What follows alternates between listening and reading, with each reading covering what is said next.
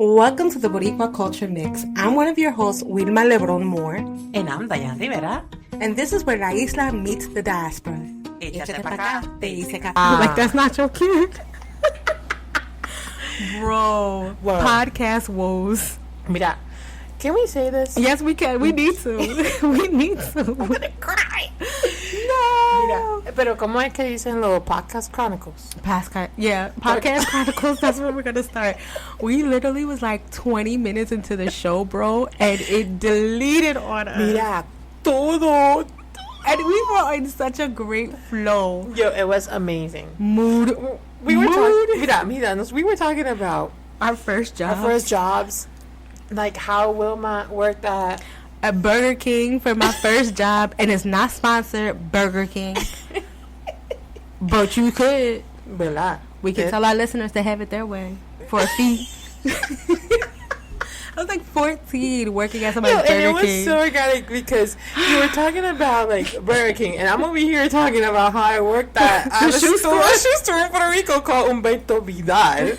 So whoever is listening and have been to the island, or if you're working at there now, you are working at Humberto Vidal. She knows your pain. I feel your pain. But you know what? Like we said in our previous recording, that did not save. That did not save. Wow. I am glad that we have an unpolished project. Yes. Because we're able to learn and grow. I just ordered the 9-volt battery so that we can have on standby. But no, en serio, like I'm glad that we have a, como tú dices, al criollo, like that we're doing. Every week we send out the pod, and you know, shout out to Myra who be giving us notes. Myra, listen, you have to give it to us on this one. But and give us the feedback. And yes, whoever wants to send feedback, send us comment, DM us on Instagram. Engage with us. We are your diasporican BFFs. Yes, we're here. Y necesitamos el encouragement. Por favor. Because we were so sad. But anywho's, I'm glad that episode 9, and you know what? We're episode 9, bro. Listen, we're doing it. Tenía que suceder because this is the last episode with a single digit. Next week we got double digits, baby. Mira, es verdad. Next week we gonna be at the 10 mark, okay? So aprendemos cada poquito a poquito, suavecito. Nos vamos llevando poquito a poquito. But as you were saying too, prior to the deletion, what has this podcast done for you? In every week that we look for stuff, that we speak about things, talk about that. It was like what I was saying before it got deleted. It was so beautiful how I said it, guys. So now te lo voy a dar como Spanglish un poquito más. No, I was saying like how I love that we have this outlet because una de las cosas que ha hecho para mí es que me ha conectado tanto a la isla. Right. Like being out, you know, for so long out of, you know, viviendo en la diaspora, y como que me ha hecho reencontrarme con mi cultura, con mi país, because I've always been like, you know, connected to the island through like diferente like news and podcasts and everything else, but like actually researching like los topics que nosotros hablamos aquí, I have learned so much. For sure. And likewise. So much. Even so much, like, not just being like, oh, for the pod, but like just sitting with this information, deep diving. Because, like, honestly, yo oía las noticias de Puerto Rico, like, on a background, because mami and papi they stay on Guapa America. Yeah. You know, also not sponsored, but that's how they connect to the news, right? And so think about that with how that's funneled over to millions of Puerto Ricans on the island and off. But that would be like my only like kind of like check-in before, and then of course with social media, anything prior to the pod, it would just be like, hey, what's happening over there, type of thing. Right. But now because there's a responsibility to give this information out correctly, there is a sitting of like, Jesus, wow, we're learning very much, and we're consuming this information week to week on an accelerated speed because we want to make sure that we have it prepared for the pod. So, okay, al criollo, right? Like, so we had a deletion. So sorry. But we're back. And you know what? Somos resilient. Eso es así. Because we're going to get it done. We're going to get it done. And so excuse our manners for not saying hello and how are you and a check-in. Because we were going through it like, no! We can't believe it got deleted. Well, so welcome. Bienvenidos. Okay. Yes. Welcome to episode 9. Wow. Wow. So, shout out to y'all for coming back. We see you. We see who's listening. Yes. Thank you so much. And like Josie/Diane said, leave a comment, engage with us. We definitely need that feedback. And I wanted to give a shout out to somebody who left a comment before. Déjame buscarlo on the Instagram page. Because that hyped us up for days. God. Okay? It did. It hyped us up for days. ¿Tú sabes qué? A mí lo más que me gustó fue ver que hay gente que está escuchando, que quiere algo diferente en términos de cómo informarse sobre su país de una manera diferente, como lo estamos haciendo con nuestro Spanglish, que seguimos por ahí con más Spanglish que nada. Okay. Pero seguimos educando educándonos todos, porque también nosotros. Absolutely. Yo he aprendido, como te digo, tanto de lo que está pasando, y el hecho de que lo podamos hacer tan para que todos lo entendamos, me encanta. Yes. So shout out to our Instagram follower, Lyzak Leak, LYZAILIC on Instagram. She writes, I absolutely love, capital LOVE, this pod needs more attention than it's getting. Keep doing you, girls. And I'm an active listener and fellow Boricua. Gracias. Thank you so much. That had us on a high. Like, oh my God. I was like, Josie, do you know this person? And she's like, no. And I was like, because, I wanted to make sure we weren't being hyped by our friends. Which, by the way, we need that too. But I just wanted to make sure. And she was like, no, I don't know her. And I was like, well, we know her now. Yes, we do. We know her now. That's our new bestie. Hello, pod bestie. Hearts. I'm sending you hearts de aquí. But leave a comment, and we thank you, and we see that you're liking the content that we are putting out.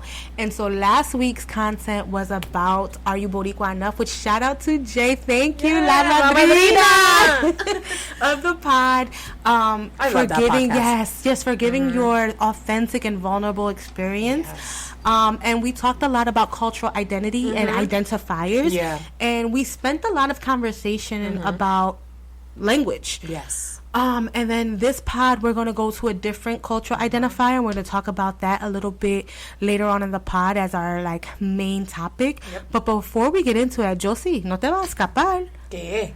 What song represents you this week, girl? No, la canción que me representa es un remix.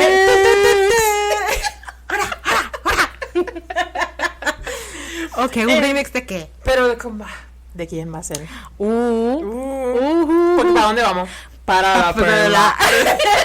So Maite PR, our little cousin in our head. Yes. Because I feel like we're just so happy for you, we want your career to blossom and foster. Please do not embarrass us. Please don't. Because we don't want to come back on this pod and be like, este estúpido. No. But in serio, we really are loving this refreshing take on the reggaeton we grew up on. So talk to me, Josie. Who is on this remix? Well, for what I saw, y vi que Mati P. Estamos hablando de Mati PR. Hopefully I'm saying it right, a little cousin. Pero Mati PR viene con remix de la canción Para las Girls. Yes. Y viene nada más y nada menos de la mano de La Maravilla. Ay. I love him. I love him too. So Arcángel es uno de los que va a estar en el remix. Yeah. También va a estar De La Ghetto. Okay. Representing. I love him. Representing, porque hay representación completa. Y los dueños, como yo digo, los dueños del perreo.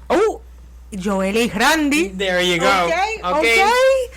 That is such a great overall encapsulation of like that sound and that genre from that time. I think if we added like Nicky Jam on there, that would have been great.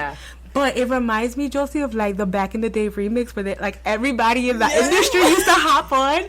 So we're probably gonna get like 5 different versions, which is I'm okay with because I need a Zion and Lennox verse. I need like a Nicky Jam. If Nicky Jam wants to jump in. If Daddy wants to get out of retiramiento and leave the iglesia to the side that one day. I know he's going through divorce struggles, but hop on the track. Remind these hoes who you are. I'll be listening. But no, that's really, really a great that's a great song to, para el una, el dos, el tres, and just while you're clickety clacking on the computer. For me, it's been tú eres un boquete de PR, por eso yo te esquivo. Okay? When I first heard that line, I was like, that's so disrespectful. Like, yo, he called you a pothole, specifically in Puerto Rico. Y te esquivo. And I purposely want to move to the side. Yep. That means you ain't shit. In conclusion, you ain't shit. So when I heard that, I was like, oh, damn. This is a very heavy love song. Yeah, this is a you know what it reminds me of? Because I used to always say, like, this is why I love Spanish and, like, language and poetry. Because, like, of Hector Lavoe, yo digo de ayer. Oh, yes. I used to, like, translate the lyrics to, like, Taj and be like, do you know how heartbroken this man had to be to not call this lady a hoe, but tell her she's yesterday's news? That's how much he's hurt. Yeah. Not only are you a hoe, right, because you broke my heart, you are yesterday's newspaper. I would have felt so disrespected. Like, but first of all, I'm current events, bitch. For la primera plana, okay? Front news, hoe. But like, just think about that level like of TMZ news. breaking news. But get it right, okay? But like, think about like that level of hurt that we have experienced in song. Yeah, but I love how he did that, though. Yeah. Tú eres, periódico de ayer. Love that. Tú no serviste para nada, mami. Y el zafacón te eché. I would have stabbed this motherfucker. But I love it. Yes. Era como que like tan. Yeah. Because if you think about it, like when you really look at the lyrics, we're all like dancing, like, to the song. But when you sit with it, you like, oh, you was hurt, bro. You was hurt. Bucci put a number on you, bro. Like that song was about her. Can't nobody convince me. I know he had other lovers, but that one was specifically about her. But think about it, right? And then back to the song that represents me. He also dropped a visual for it this week. Bad Bunny, San Benito. Pues boquete, ¿verdad? Yes. ¿Verdad? So how did you like it, Josie? Ay, mira, estábamos hablando pre-pod and pre-preparation. Y es que yo a veces pienso, Benito podrá parar de sorprender a la gente. I mean, I'm growing my edges back. Can you please stop snatching them? I am using Beyonce Sacred. Again, not sponsored, but it's helping to grow these edges back. Like, I need what little 5 hairs I have left. Stop snatching them out of my head. Yeah. No, Thank you. Pero comenzando con los visuales que usó. Espectaculares. Absolutely. Grabado en la isla. Okay. No sé, usó la misma playa que usó para Verano Sin Ti. It looks like his favorite spot. Sí? Yeah. So me gustó como usó yo voy a decir la metáfora que puede ser de cómo him kicking his feet up at the river was killing me. Love it. Not him giggling to himself. Pero creo que él también he was a director of that's really, really cool. Yeah. So demostró bastante en este mismo como creativo. Like I was like, yo, insane. Como actor. Yes. Porque, lo que hizo en el video, para esos que no lo han visto, I don't want to give a lot away. No spoilers. Go on YouTube and watch it. Go on YouTube. Okay? It came out 2 days ago. Pero de verdad que me encanta. Me gustó mucho. Y mira, pueden ser que somos lambones de San Benito. Pues sí. ¿Y qué pasa? ¿Y qué? Pero it's our pod. We can say what we want. Respectfully. Okay. No, pero El hecho de que como usó, primero que está demostrando again, usando la isla como para los visuales, espectacular, dándole esa visibilidad a Puerto Rico, me encantó. Él como actor, en el video, brutal. El tipo es otra cosa. And you know what? I was watching and I was telling Josie, I kept waiting for like the camera to pan to a woman, right? Because clearly it's a love song of him being like, damn, like, you know, you think you all that, but you're going to get old and, you know, eventually you're going to like regret it. And we were in our deep bag. So let me stretch now because we about to reach. Listen. Okay, we about to reach with our thoughts. Listen. What Porque if, eso es lo que hacemos. Right. What if the song isn't about a girl, but the island?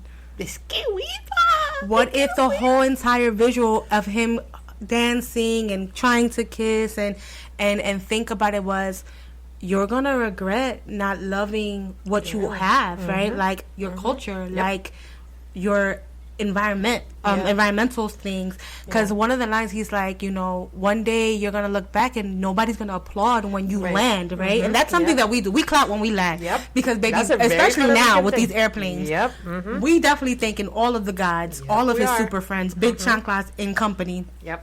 We got here safely. So that is something that I hope doesn't get lost, because I look forward to clapping when we land. But, you know, it's those little indicators. So I was thinking about it, and I was like, diablo, quizá que he's on a date, you know, metaphorically con la isla, and it's like, con el pueblo, and it's being like, hey, I love you, and I don't feel that this is coming back to me, that and you're fighting back. Right, or when you give me these things, I get your lies.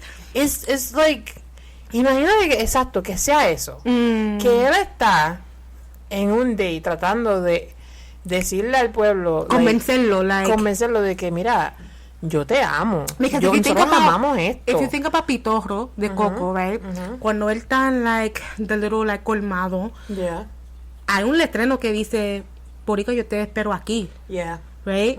And if that's not a continuation from El Club, where you see the jibaros digging up or like putting the culture away, because you see the jibaros sin cara. Right? And so lo estamos perdiendo.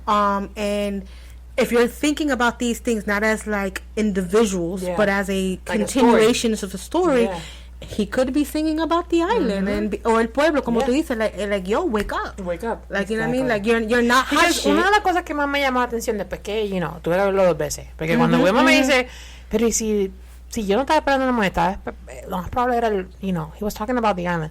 I was like, damn, Wilma, let me go back. So we did, and you know, algo que me llamó la atención fue que, you know, when he's on the phone, the paid phone. The paid phone, that is from a company that it was a Puerto Rican company, la compañía telefónica, se llamaba La Telefónica, y era una compañía que daba el servicio de teléfono en Puerto Rico. Right. It was a Puerto Rican owned company. Yep. Y el letrero que dice out of service. Lo dice en inglés. Wow. Lo dice en inglés. Yeah. And it's not translated. No. Boom! Drop the clues bomb. Drop the clues bomb on that thought. Because we're not dropping our mics because they almost died already. But yeah, you're absolutely right. And then even when he's at the end of the song when he's speaking, you know, talking about something, you know, I have fell in love 515 times. If with you, I'll fall in love 516. I looked at it as like, that's how many chances you give your country. That's how many chances you'll give your culture to stand up. Like that could be, you know, of love between you and another person. But like when I'm thinking about this project, it's like, and I'm a keep doing this because I like to be in love. Exactly. Right? I'm gonna keep giving you chances because you have something worthy of being in love with. Damn. Ay, Dios mío, se me paran los pelos, pero es que tiene mucha lógica en el sentido de que, como dice, mire, San Benito, when you're done playing dominoes in Rincon, give us a call. Please do. Because we will love to chat. Yes. Because that's what I'm manifesting for this part one day. Fuck it. That, you know, we're going to find each other. Okay. Amiguito. Yeah, if Judith can do it and manifest this, so can us. Shout out to you. She's so cute, by the way. She is. Y ella ella se toma las letras de las canciones tan, al corazón. Y eso es lo que yo creo que lo más que me ha llenado de este proyecto de Benito es eso, ¿verdad? Es que te está hablando a través de algo que conecta la cultura, que es la música. Y que tiene doble sentido, ¿verdad? Tiene doble sentido. Because even turista, sí. It's like, yes, I can be talking about a girl, but he even said it, like, I was driving around, I'm seeing tourists having a good time, and I'm sad. And I'm just like, y'all are going to enjoy this time and go home. And I'm going to stay with this sadness about my culture and my island. Yep. So again, give it another listen, give it another eye. Because it's very different from the last visual, right? And porque una de las cosas que también me llama la atención es when he's en el río con una computadora. Yeah, that, como que no caía, ¿verdad? Okay. Like, pero es que no sé, estoy aquí analizando como listen, todo el we're mundo reaching. hace. We already did our stretch. Como todo el mundo hace, como las conspiraciones, pero a mí no me gustan las conspiraciones, a mí me gusta más buscarle si en realidad tiene el sentido. Yeah. And I think that's what we do here. Yeah, like, we're not trying to throw out the conspiracies, but we also would like to dig a little deeper because I think that in his artistic expression, there is that. And what you think? It's like a forced moderation, like. Sí. Y ahí es donde le iba a llevar.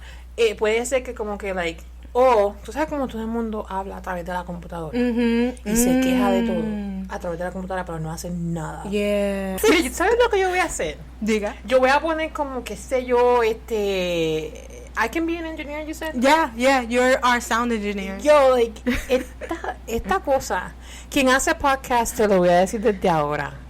Yo te admiro con la vida. Because this is not for the weak.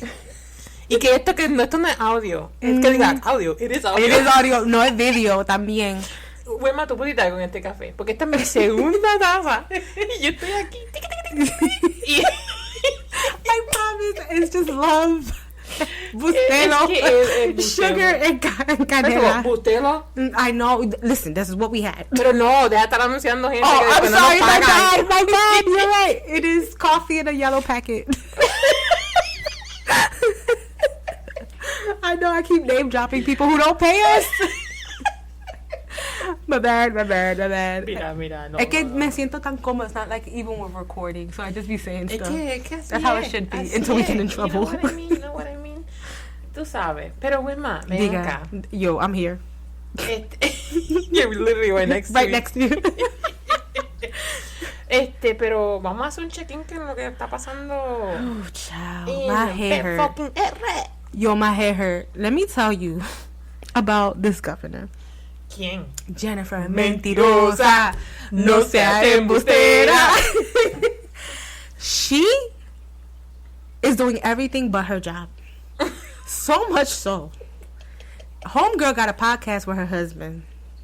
I'm not going with a podcast. First of all, isn't that like illegal? Like, isn't a government official not supposed to have like a side hustle? Like, your main hustle is supposed to be like what you're supposed to do for the people. Listen, everything is possible. Oh my God! Haven't you seen the news of Puerto Rico? Everything is possible in the politics. So she has this podcast that's called Todos Menos la Política, or Everything But Politics, which is like you have a whole ass job. Pero espérate, what is the tradúcelo? I did. I said everything but politics. Girl, put the coffee down. Put the coffee down.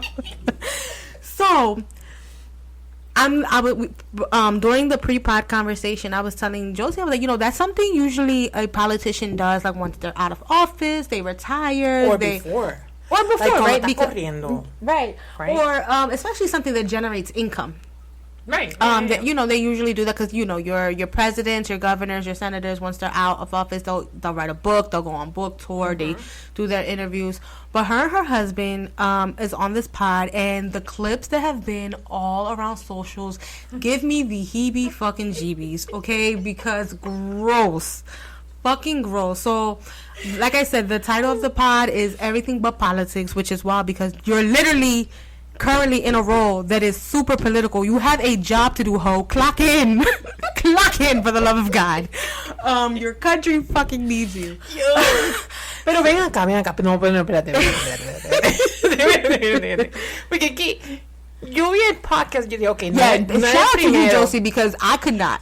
I only heard the clip. It was I heard the clips and I was like, I couldn't do it. It was bad. It was bad. Because there's like this overt sexual tone between her and her husband, right? Like, yeah. So they're talking about like it.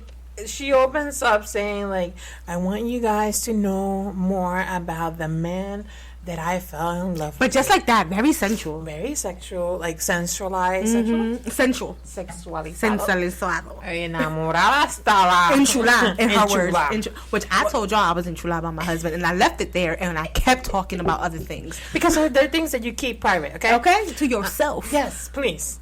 Not like lengua. Listen.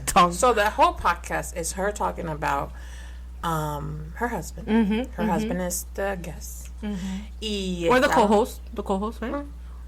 Ella dijo que era su primer guest. Oh, okay. De su podcast. Porque no es el primer episode. Oh, okay. Before she was elected, she did a couple, I think. Gotcha. But this one, it was just her first guest in the pod. And it was so connected to her.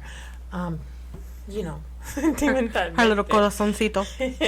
But, es que se sintió el podcast como que era todo para resaltar a su esposo y a ella. Put him on a pedestal type of thing? Yeah. Like, it was weird.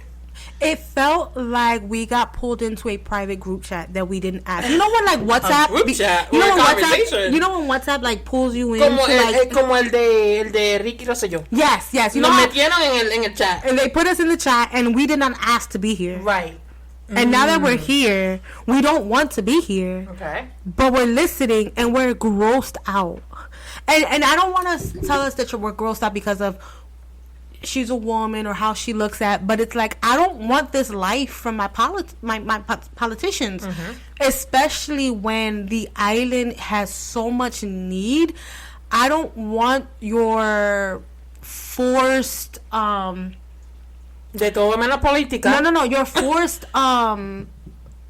your forced capability to be human, to be charismatic, to have a personality, like, because it feels super forced. Pero espérate, porque si tú eres gobernadora, y I mean, it could be what they have, lo que nos ha enseñado toda la vida, es que el político es recto, líder, right? Y siempre en un tono serio. Yeah. Right? And I think como que no fue como un presidente o dos que tenían como un programa semanal in the past. It was the Ricans. One of them had I fact checked myself on this. Pero había un gobernador que él hacía un programa, pero hablaba de las cosas que estaban pasando. Yeah, because I think there's a Californian governor, Gavin Newsom. Yeah, he has one. But we're also not in his there's none of that weird sexual overtone the way this pod is. And I say this because there's too much serious shit going on the island that we don't have time for your inside jokes. Pues eso es para esconder lo que está pasando. Yeah, to not put. There's too much going on. It's the same. Like, so the episode drops the same week that they're trying to nominate, right? Nominate, yeah.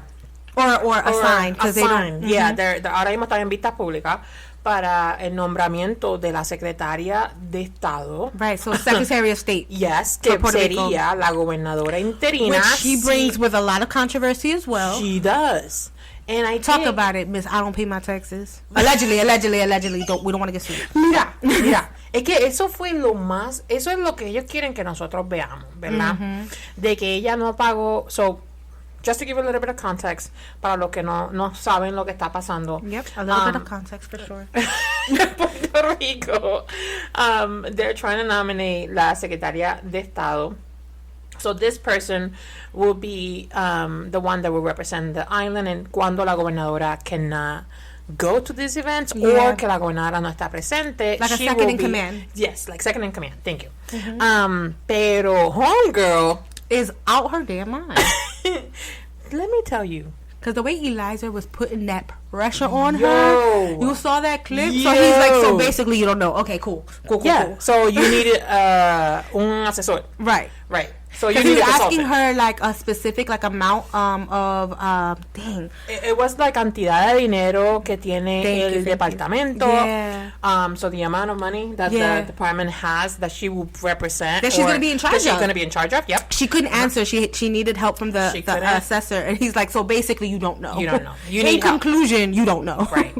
But one of the big things is that homegirl hasn't paid her taxes for 3 years. At all. But she got a refund.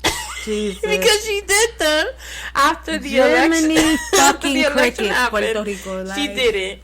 And she asked for an extension because she couldn't do her taxes for 3 years. First, she said that she gave it to a like a CPA, like a CPA, yeah, to do it, and she thought they were done, and he didn't do them. How did it? Like, you get a confirmation. Yo soy yo una regular Joe Schmo citizen. Voy a hacer mis taxes, and guess what? I get a freaking confirmation of lately I owe. Fuck you, Uncle Sam. Lately I owe.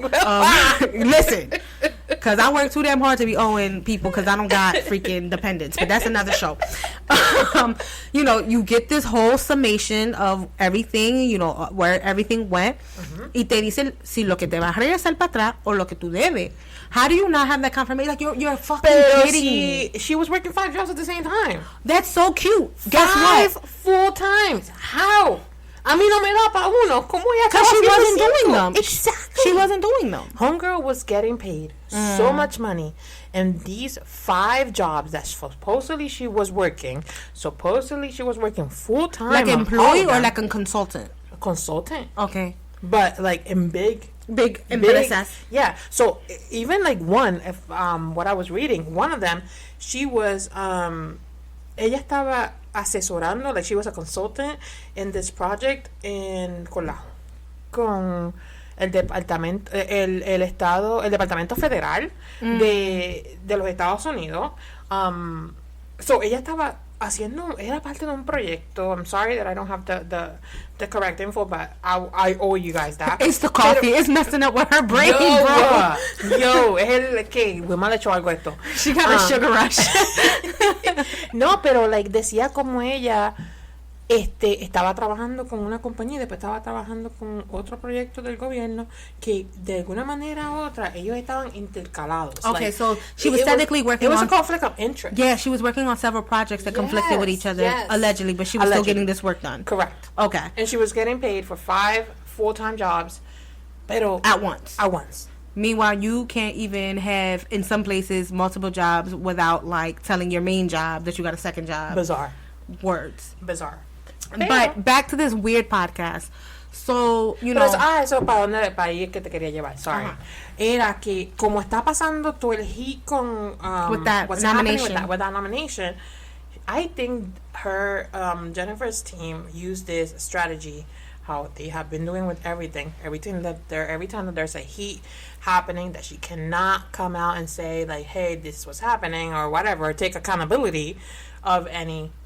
what she does, she, you know, uses her tries to humanize herself in a way. Am I saying that right? For people to forget, because lo más importante. Well, it's not fucking working. It is in a way, because right now everybody's talking about this podcast. They're talking about the nonsense, but it's not working in that way because it's still negative press, right? Because we have other folks who follow the politics, you know, that we listen to. Like the Jay Fonsecas of the world that are like, yo, this is a mess, right? And still brings it back to the main point, like Puerto Rico still has blackouts. Absolutely. Puerto Rico still has multi-million deficits in infrastructures that we need many monies. You have a job to do. Stop fucking playing. And that's what I saw. Like, there was one clip where like her husband's talking about his favorite food is tongue, but then he says it in like a sensual way, and they're like both like lengua, and it's like yuck. It was just, you know, they were making reference of like their favorite food, how they met, how he's very into like the agricultura, but like using it in a it's like there was a sexual overtone. Yes, it was like, oh, tú te gusta sembrar. It almost like how she said it, I was like, what? Yeah. It was just all weird. Y para ser ella la gobernadora, I felt like it was out of place. Yeah, because like, again, I want my politicians to have personality. Absolutely, yeah, sure. absolutely. But then you know what I want them to do? Their fucking job. Yeah. For anything, I want them to do the fucking job. Si tú eres la gobernadora y tú vas a hacer un podcast, todo el mundo te va a preguntar on a politic level. Claro, quiere saber, ¿qué está pasando con Luma? ¿Qué está pasando con Genera PR? ¿Qué está pasando con los nombramientos que están pasando? ¿Qué está pasando? ¿Cuál es el plan para que los apagones sean menos? Right, so there's like all these questions about what about the blackouts? What about the energy company Luma? What about all of these, like I said, like all about this funding that we're needing, all this additional infrastructure?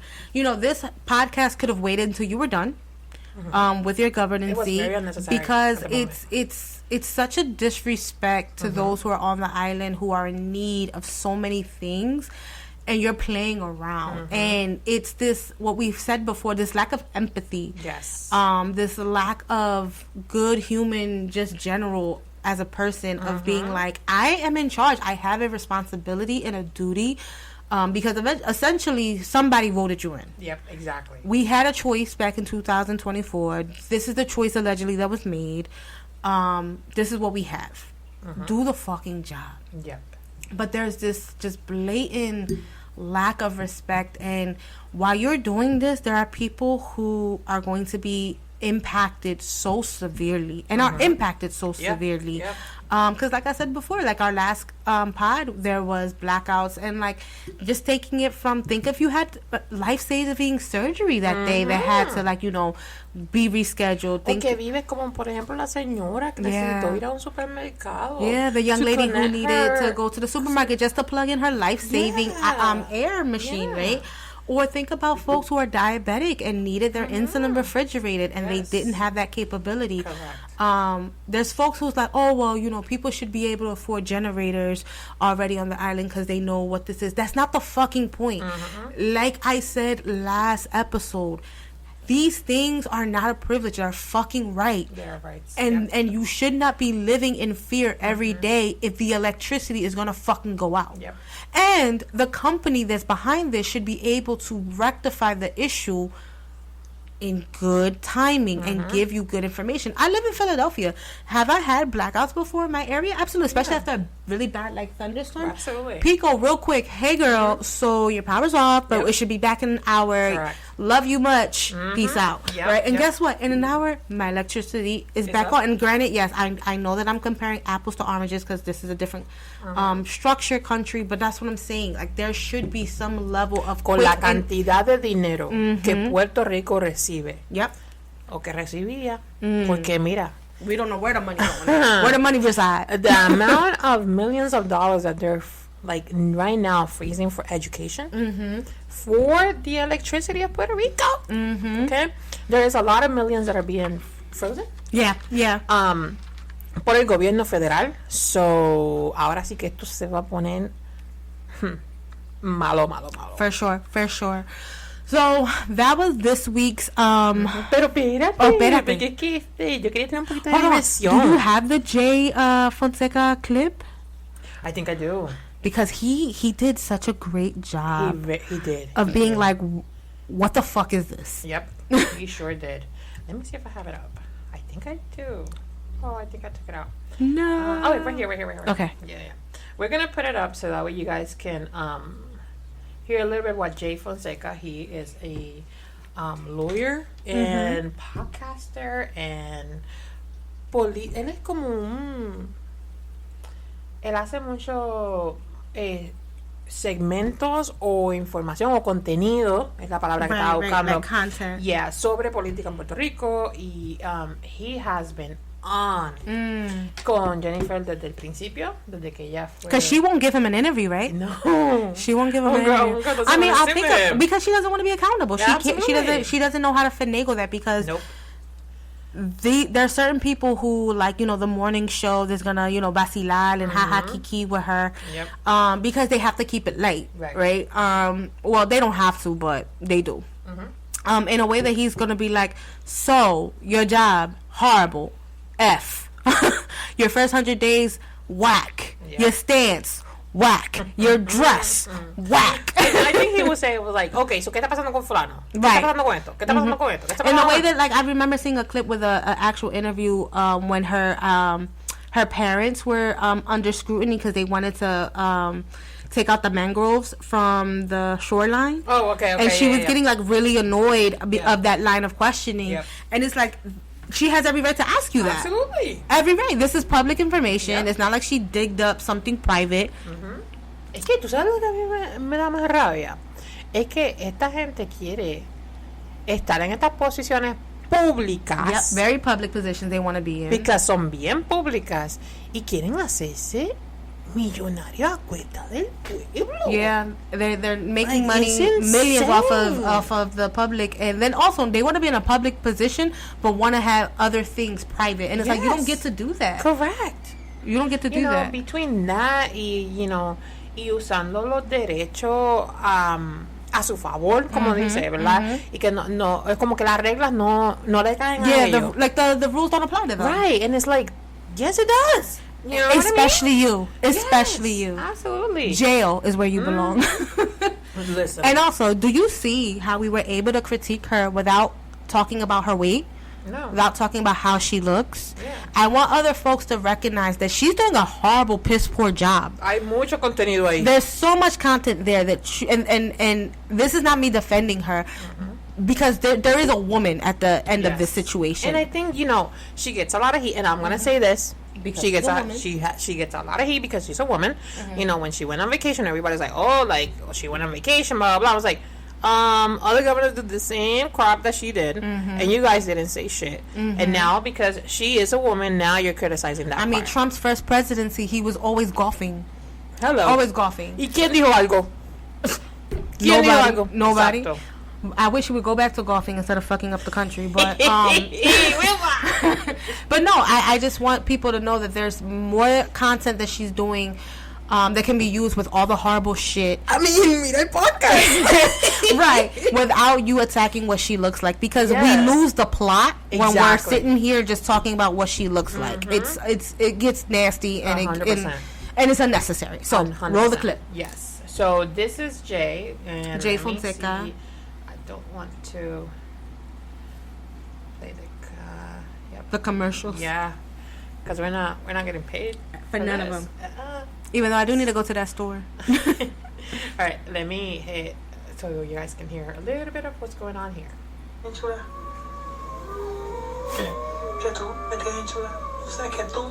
Yuck. No te La gobernadora te habla de todos menos política y sus intimidades. No fiscaliza a Genera, la empresa que hace 2 años se supone que hubiera arreglado a la Central San Juan, Aguirre, Palo Seco y Costa Sur, que hubiera puesto baterías de resguardo para evitar apagones de relevos de carga y hubiera cambiado las speakers para asegurarnos de que en caso de apagón el sistema se arreglara más rápido. Pero mejor seguir hablando de otras cosas. Lengua. ¡Me gusta la lengua! That's nasty. Mientras te hablan de lengua, la lengua de Donald Trump nos acaba de congelar 365 millones de dólares de fondos que eran para energía y 400 millones de fondos que eran para educación. That's so much 4 money. millones que eran para el pago de enfermeras. Pero mejor hablemos de lengua. Yuck. Ahora que tengo tu atención, ¿podemos nosotros obligar a que le presten atención a ellos a las cosas verdaderamente importantes?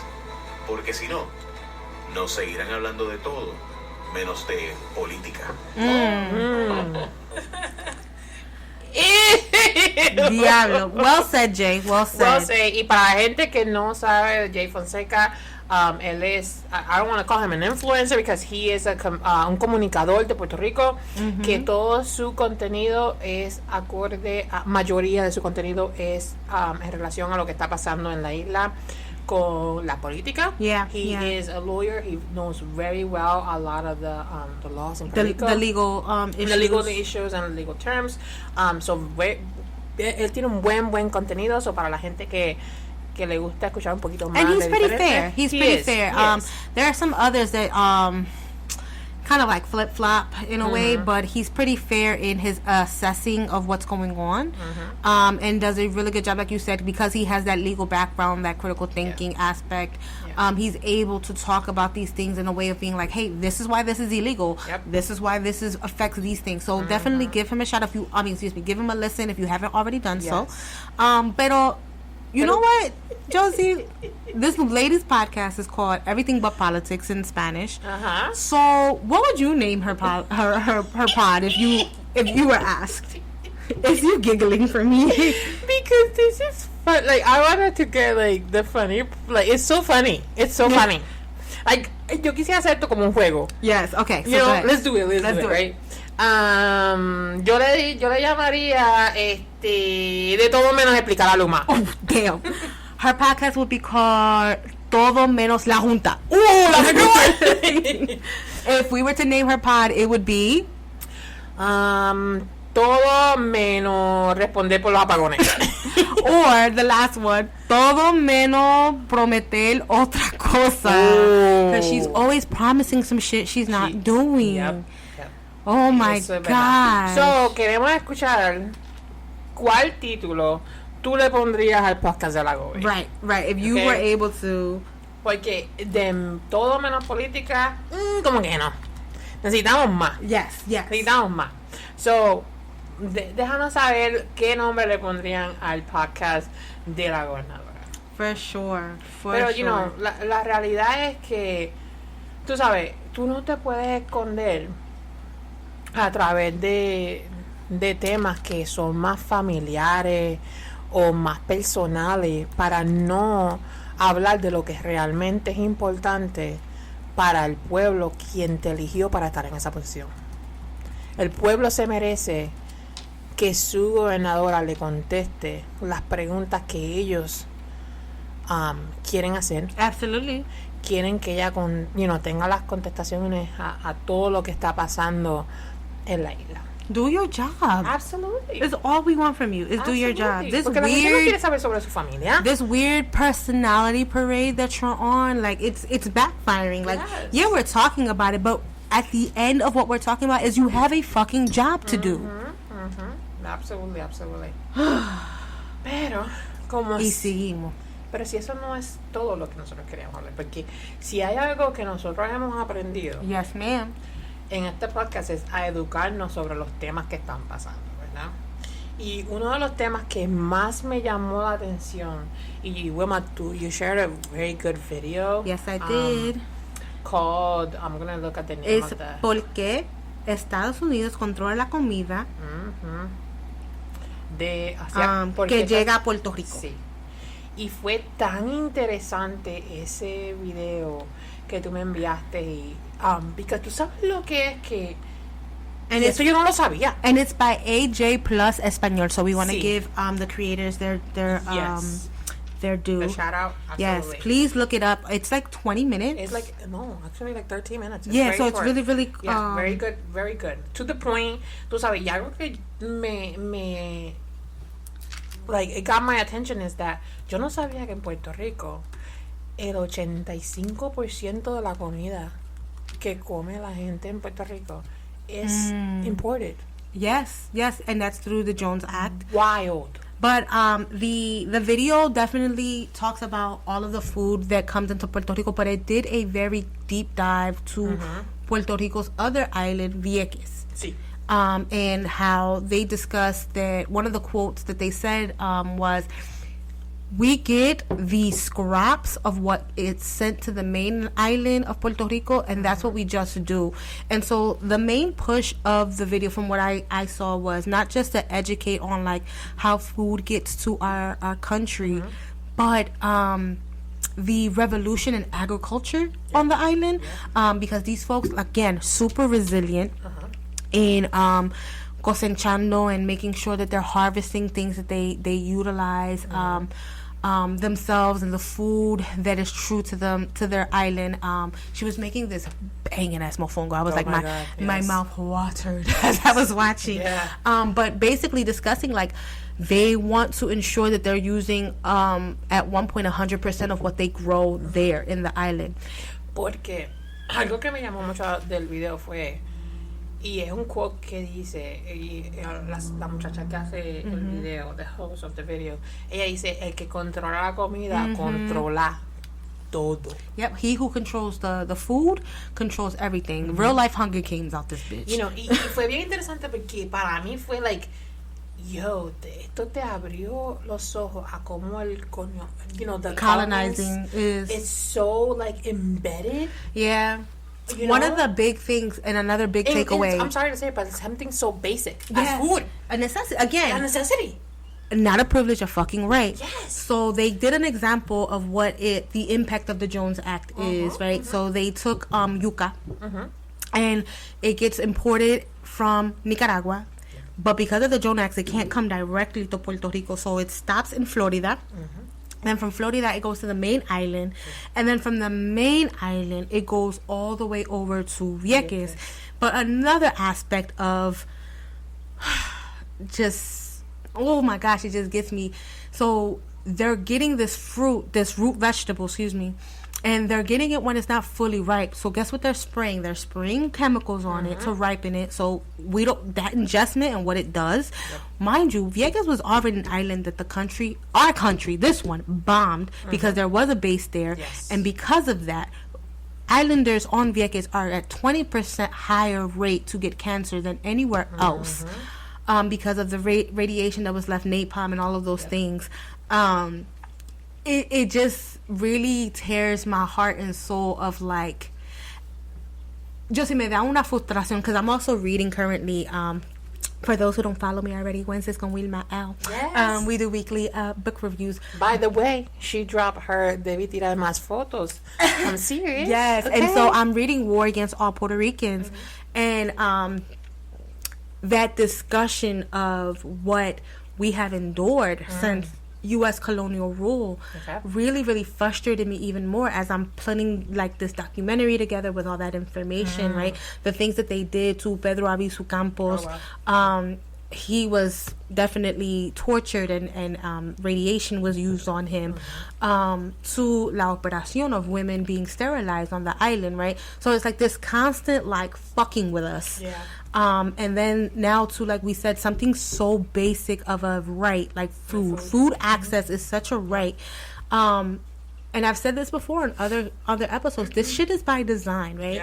The fact that we have to trickle down our alimentos throughout the island this way is no different than the food deserts and food swamps in Camden, Philadelphia, Baltimore, Chicago, right? That you can't even go and get fresh produce, right? You just have these bodeguitas that pop up and get these things. Like, this shit is by design. And it really hurt my heart that they're going through this, and I am proud of the resilience, but coño, how fucking tired is it that we always have to find the light and figure this shit out? Like, these people who are elected, which I think also frustrates me, though, that Jennifer, is like, yo, there's people who are literally fighting for scraps of food. Literally. Purchasing gallons of milk at $11 fucking dollars. You dismantle the agriculture in Puerto Rico with the coffee and the sugar. Like, that's what I want to say. I was like, Puerto Rico was like booming. Era una isla agrícola. Like everything. Like piña, caña, café. Like we had it all. You know? Y el hecho de que cuando, la gente puede decir como, pero, you have to be modern. Yeah, not even that. I was going to go like, pues te dieron derecho de ser un ciudadano americano. Y dice, ¿a costa de? Right, to what cost? To what cost? Because that was like a good pat on the head while they extracted everything. I mean, even the first fucking governor of Puerto Rico saw that he could be richer if he opened up the fucking sugar company, Domino, which we do not fucking use. Es dulce caña over here. El hecho de que como nos desconectaron de la tierra. Yeah. ¿Entiendes? Y eso es lo más que not only that, when they first came in, they were paying Puerto Ricans way less than when Spain colonized them, right? So much so on purpose. And so there's different acts that came through before the Jones Act, that folks are like, okay, this is getting out of hand. Like, let's be a little fair. When your own colonizer is like, hey, let's be a little bit more fair. That's wild.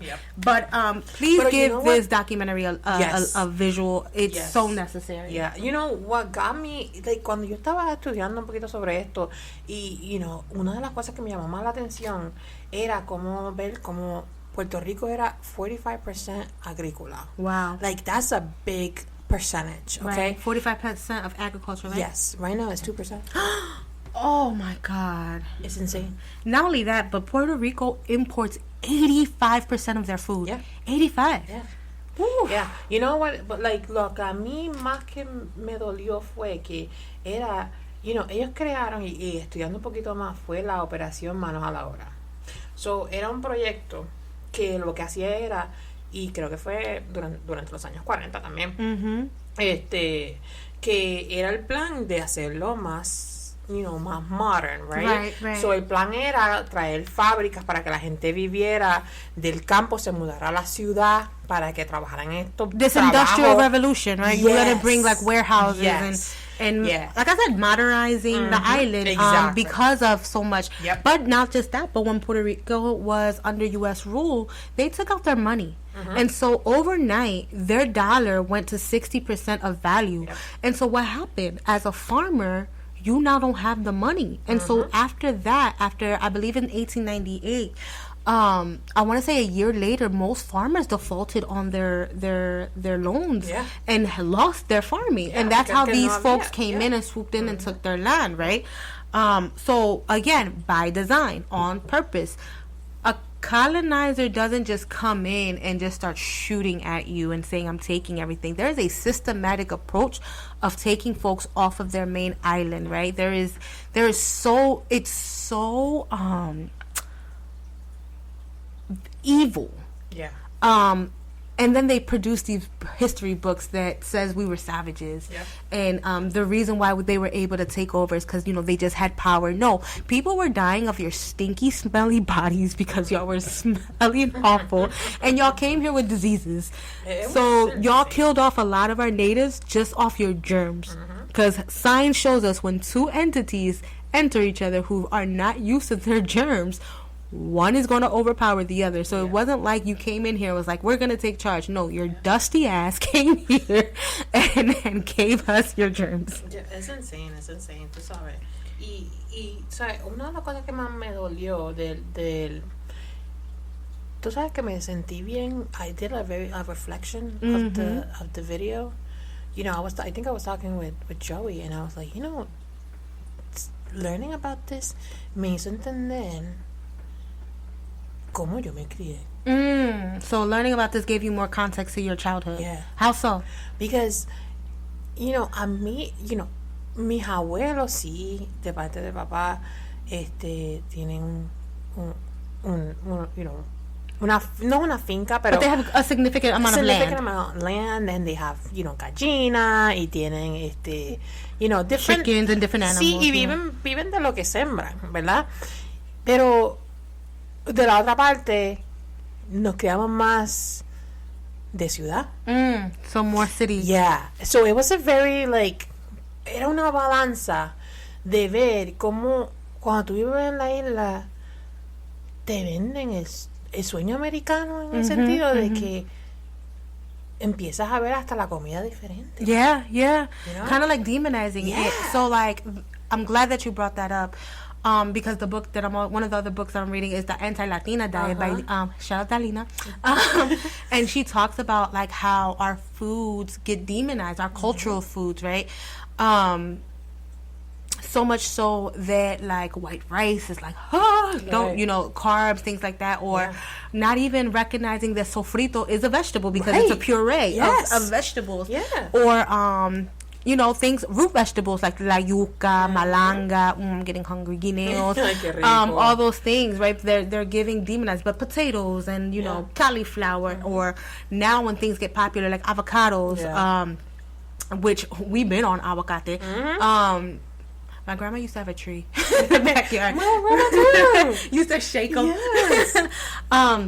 Y la pana. Ay, qué rico. Mommy just made some totones de pana for Easter Sunday. Girl, the one that I could eat, it was great. Oh my God. But like I was saying, like, you know, there's this demonizing of food.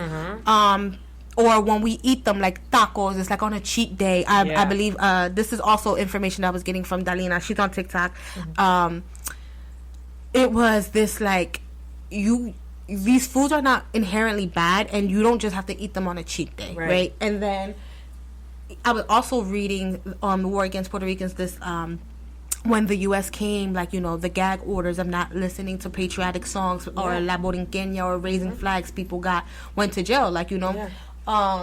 There was also the introduction of the food pyramid, and what wasn't on there are foods. Exactly. Right? Foods that the author pointed out when the teacher was telling the children, they were like, this food don't grow here, right? They're talking about dates and like all this other stuff, and he says about a historical account where the teacher is unrolling this, and the students like, Missy, like, that's not on this country. Like, what are you telling us about this is what's healthy? Because, and think about it, like, my mom remembers eating at school because she went in the earlier part, so her school time was from morning to afternoon, and then she would leave, and then the other kids would come, and she would and then she would be listening for this speaker announcement of what was given that day, and she would be like so happy when they would say like fried chicken or something like that. But she said they ate really well. You know, there was rice, there was all these things. The only thing she didn't like was during her time, like, the milk was like powdered. She was like that always like gave her like the icks. But she, you know, again, we talked about how my family lived in absolute poverty before they came here. And so, like, something like free school lunch, and how important that alimento was, and what she would eat. And we were having this conversation not too long ago, because I was explaining to her that how our lunch was very different. It was disgusting. Like, our school lunch was gross. Like, prisoners probably ate better than us. But de nosotros era, like, it was heavy. It was a heavy lunch for students. Okay? Y'all was going back and y'all going to work somewhere. You got shoes to sell. Because, you know, mucho nosotros era arroz, habichuela, like, you know, any type of meat. But think about the island life, right? Like, that's a heavier meal because you're eating lighter for your dinner. And that's what you need, right, to sustain yourself. But all in all, like you were saying, like, this demonization, that's also part of your culture, right? They came in and they also said, you now speak English. So much so that, as I'm reading, most of these kids who were getting bad grades, not because they're not smart, because they're being forced to learn in a language that's not theirs, they dropped out. And guess where they went? They went to work. Right? They went to work. I've heard countless stories of my own family being like, they went to go pick fruit. You know what I mean? Like, because you got to do something. All in all, and also was really dope to see in the documentary folks that are also from Comedores Sociales, PR, they were also part of it. I saw them wearing the shirts. So shout out to them again on this pod. Please visit their socials. They're doing amazing work on the island. But all in all, these cultural indicators, I wanted to talk to you about on the island. Did you want to eat more Americanized food? Was that like more of a push? Because there's a lot of fast foods there too. I mean, there's a lot, right? But I even think about, like, when I was reading, I was like, tú sabes que, like, wow, esto me hizo pensar a cuando yo me estaba criando. Like, yeah, we had our very Puerto Rican food, pero like, even, okay, yendo a la escuela, a high C, that's a soda. Right. Like a frozen soda. Yeah, super sugary. And then you have a empanadilla de pizza. You know what I That's mean? not our normal, but yeah. Right. So, but it was a combination. So good. It was like, that was the combination para... Como los dos, de las dos. Right? Pero, tú sabes, tú preferías comerte un burger a comerte comida puertorriqueña because that's what you were eating every day, right? Like, that's what you don't, como se dice, like, you don't appreciate what's there. Exactly. But that was what was, look at, like, lo más que tú veías era, not glorifying, but kind of, ese tipo de comida. Same here. So, like, I expressed to you, like, you know, mami cocinaba cada día fresh, right? So, un arroz, whether it's arroz mezclado, arroz blanco, una carne, and I used to be like, Mommy, for the love of God, like, can we have like something else? But that's what she knew. And then eventually she would cook me spaghetti, but she would make it super Puerto Rican. We would have tostones. Me encanta. I love it. Or like, you know, carne vi, you know, I see. all those things. Or, you know, cuando la cosa estaba mala, un poquito de spam con arroz. Ay, like, rico. Eso. Or, do you call them tortas or dumplings? Dumplings. We call them tortas con habichuelita. Oh my God, Mommy made me some earlier this week. Ay, qué rico. I was in heaven. But all in all, right? That was my thing. Like, in Ponce, le dicen dumplings, por lo que yo conozco, por lo que yo me acuerdo. Y había este sitio, que era en el sitio que tú menos vas a esperar que venden comida. Really? Yeah. But it was the best dumplings in Ponce. So if you guys are in Ponce, you guys know. Let us know if it's still open. Please, because it was amazing dumplings. Oh my God. I can just taste the mantequilla. Ay, qué rico. But all in all, the same here, right? Like, I remember Mommy would cook like Monday through Thursday, and Friday was like either Papi would take us to like Pizza Hut or like, you know, some type of other restaurant. And that was our treat. Our treat. Yeah. But other than that, Mommy was in there, you know, al fogón, cooking it up. And we talked about, like, when we pass down culture, like, that's not something that my child's probably going to receive, right? Like, one, I'm not a homemaker like my mom. I'm in an office. I'm working. I'm exhausted. So you might get these dino nuggies and, you know, pero, these you know, apple de vez en slices. cuando vas a tener, tú sabes, algo que yo en los últimos años he podido conectar back.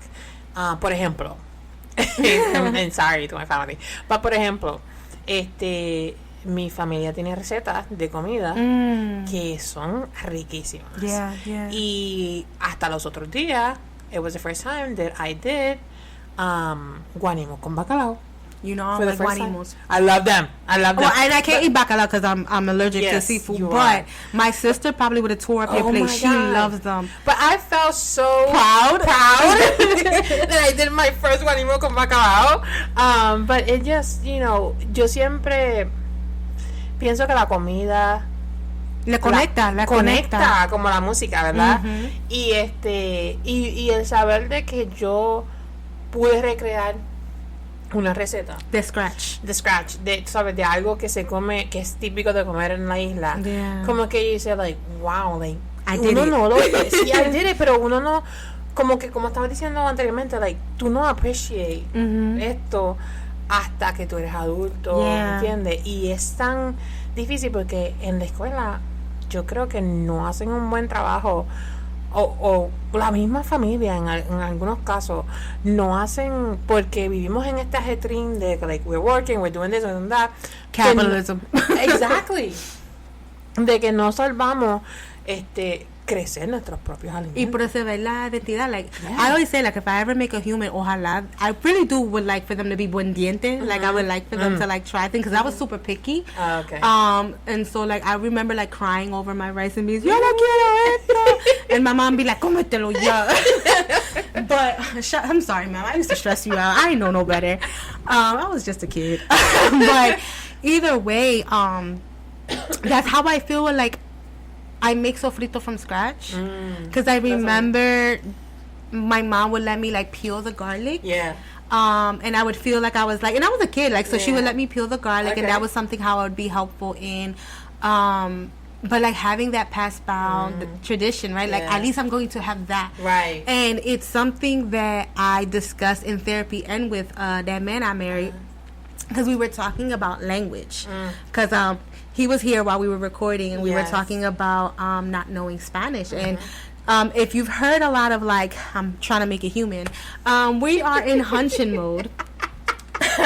And so a lot of, like, what is going to be given to this child on both parts has been around the conversation. And so I had threw out, like, well, you better learn Spanish because I'm teaching it to this kid and you're going to be outnumbered. And he would, like, you know, laugh it off. But then he was just like, you know, why do you keep bringing that up? And I was just like, you know, I really want to be able to give that off. And I got really emotional because I was just like, this is how culture dies, right?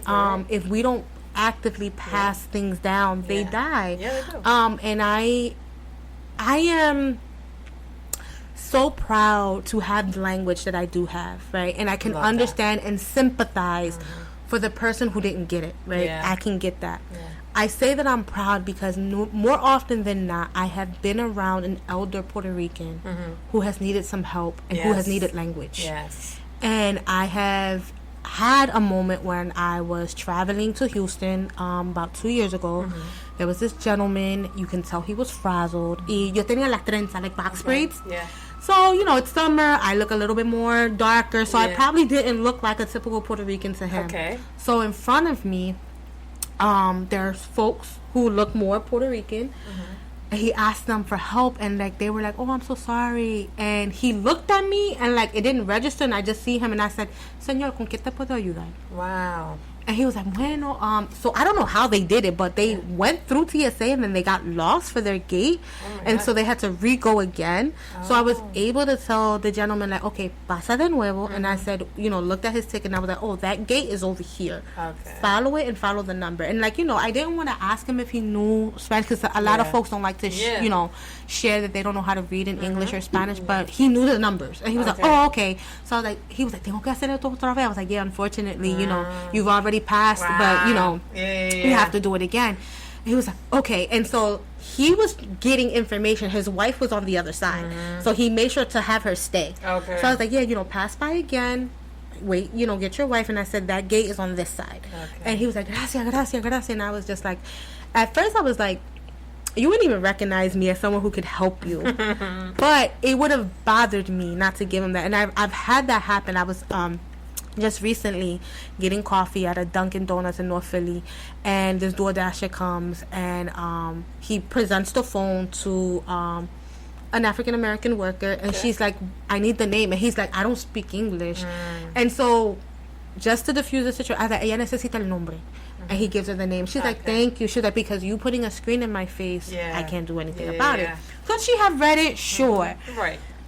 However, comma, you know, she's looking at it like, you be prepared, you know, because she don't work for DoorDash. Yeah. She works for this, you know, coffee shop. And in her mind, I'm getting this. They were super busy too, so she's like getting that done. So like, all in all, a proudness of language. And then when it comes to food, I can tell you right now, I am so happy to have certain recipes like you have.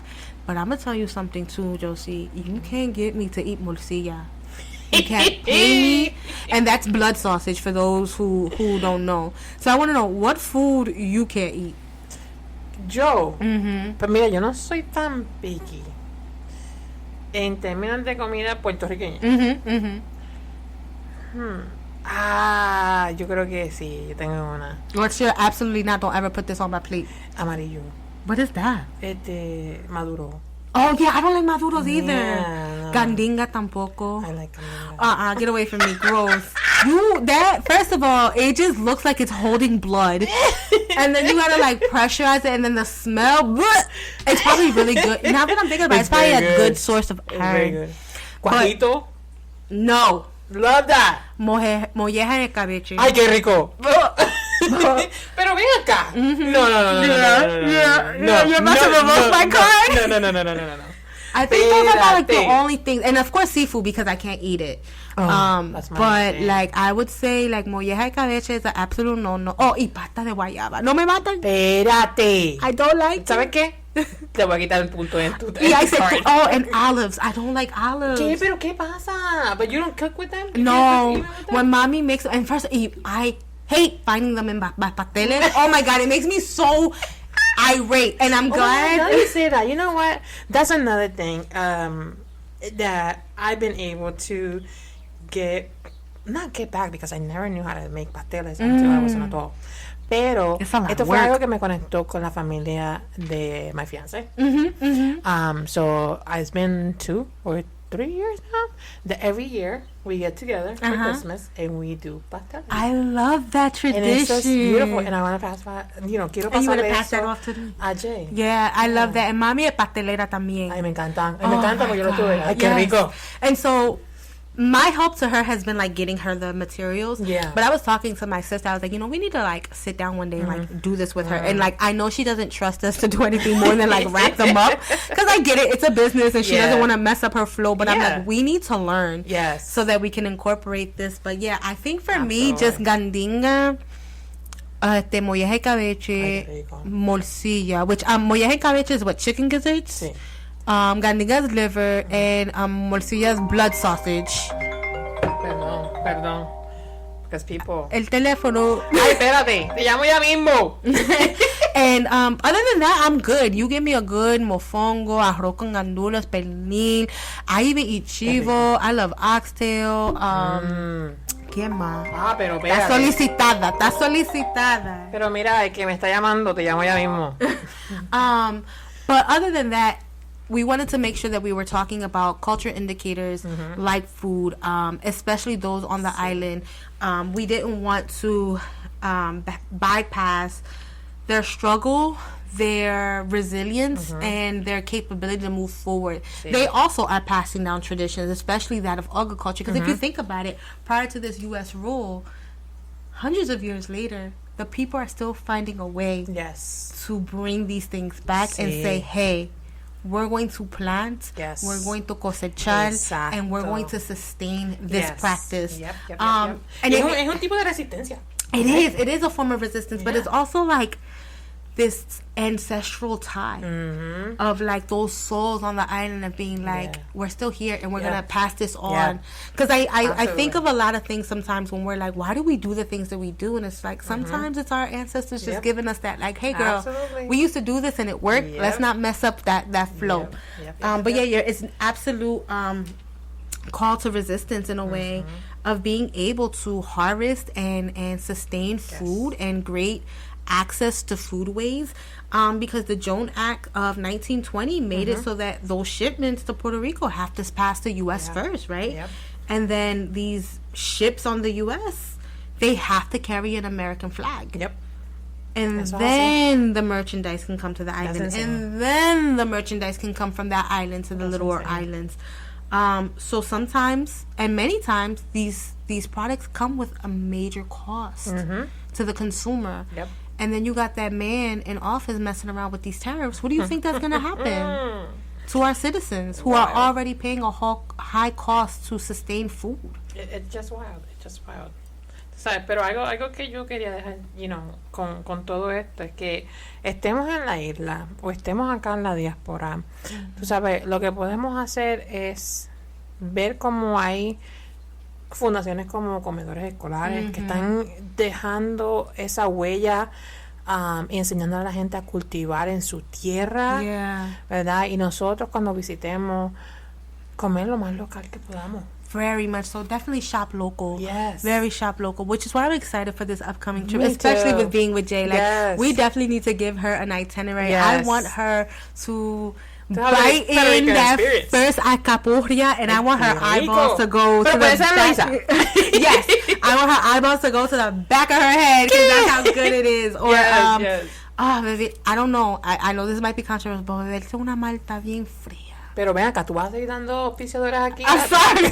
I said Malta. I didn't say what brand. Eso es una brand. Just Malta? Sí. Oh, because I drink the other one, so I don't, you know what I mean? I don't live that life. But still, oh my God. I cannot wait. Well, me está dando hambre. We need a countdown for when we go. Please. But thank you again for listening. Episode 9. Wow. We made it. ¿Tú sabes lo que es episode 9? Girl, we could not conceive of this before, but we're doing it. We're doing it. Myra, we need your feedback. Your notes. We look forward to them. But yes, you can listen to us on Apple Pods, Spotify, RSS.com that distributes it to other entities. We post every Tuesday. You can follow us on Instagram and TikTok at Boricua Culture Mix Pod. And como dijimos anterior, dale un like, dale un comentario, like, levántalo nosotros, because that gives us high spirits. We need your interaction. Y mándale cosas. Like, I love when our friends send us stuff. And be like, hey, this is for your pod. Because they're already looking at us as like folks to like get this in. So please engage with us. We look forward to it. Y que quieren escuchar, right? Si hay algún tema en específico que quieren que nosotras, right? Or if we have to run back a topic because we may have not given all of the information. Yeah, by all means. absolutely. We'll run it back. Yes. Envíenos qué canción están escuchando. Yes, qué te representa. ¿Qué te representa esta semana? ¿Qué título le ponemos? Al podcast de la Goy. Oh my God. Hay demasiado, pero morcilla y lengua. Both things I don't want. Mira. No. Pero, ¿sabes? Conecten con nosotros, pásenla bien y los escuchan. Bueno, por favor, tienen una cita con nosotros la próxima semana, al mismo tiempo, en la misma hora, por aquí. ¿Por dónde? Por Apple Podcasts, Spotify, and RSS.com. All right. Lo vemos. Chao. Bye.